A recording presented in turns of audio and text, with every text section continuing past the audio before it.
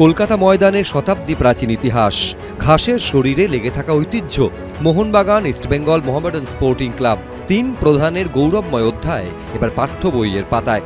একাদশ শ্রেণীর স্বাস্থ্য ও শরীর শিক্ষা বিষয়ের সিলেবাসে এবার ঢুকে পড়তে চলেছে পিকে, চুনি, বলরাম, হাবিব থেকে ভাইচুং, ব্যারেটো, চিমা, সোনিদের মহাকাব্য। এমনই সিদ্ধান্ত নিয়েছে উচ্চ মাধ্যমিক শিক্ষা সংসদ। मोहनबागान ईस्ट बेंगल क्लब का advent of similar club in contemporary period এগুলো যদি আমরা রাখতে পারি, this is kind of an emotion. তো সেই জায়গায় আমরাও গ্রেটফুল।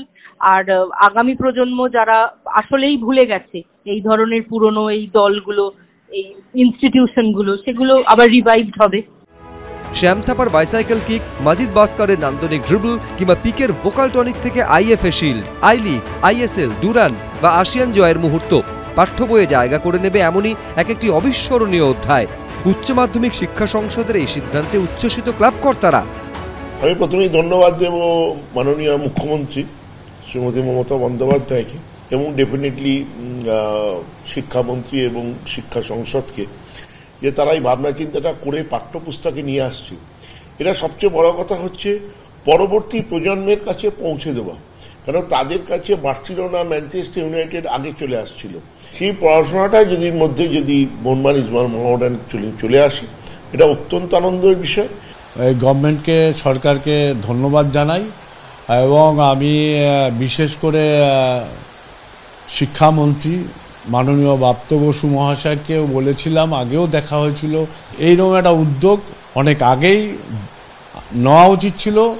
মুখ্যমন্ত্রী শুধু খেলাধুলার দিক থেকেও যে কিভাবে এগিয়ে নিয়ে যায়, যে কমসে কম তারা জানুক যে ইতিহাস মোহামেডানের কি আছে, ইস্টবেঙ্গলের কি আছে, মোহনবাগানের কি আছে, এটা খুব জরুরি আছে, খুব দরকার আছে।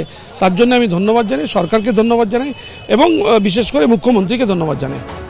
একাদশ শ্রেণীর সিলেবাসে তিন প্রধানের ইতিহাসের এই অন্তর্ভুক্তি বঙ্গ ফুটবলের প্রতি পড়ুয়াদের আগ্রহ আরও বাড়াবে বলে আশা করছে ক্রীড়া মহল। সৌমিত্র রায়, এবিপি আনন্দ।